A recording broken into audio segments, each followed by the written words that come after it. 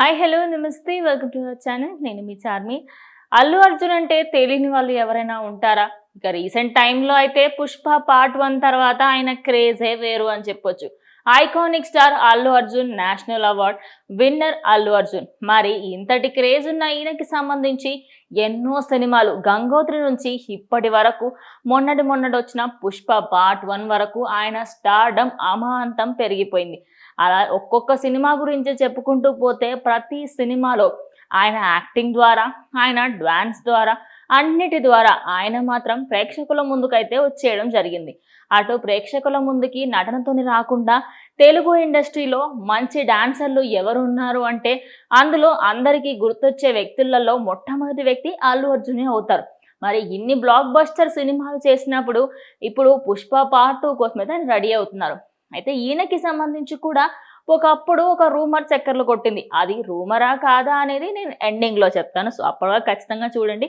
ఆ రూమర్ ఏంటి అంటే రుద్రమదేవి, సరైనోడు మరియు ఇద్దరు అమ్మాయిలతో ఈ 3 సినిమాలలో అల్లు అర్జున్ సరసన నటించింది క్యాథరిన్. మరి ఈ అమ్మడు గురించి మాట్లాడుకోవాలి అంటే తెలుగు సినీ ఇండస్ట్రీలో అందరి మనసులో దోచేసుకున్న ముద్దుగుమ్మ అని చెప్పొచ్చు.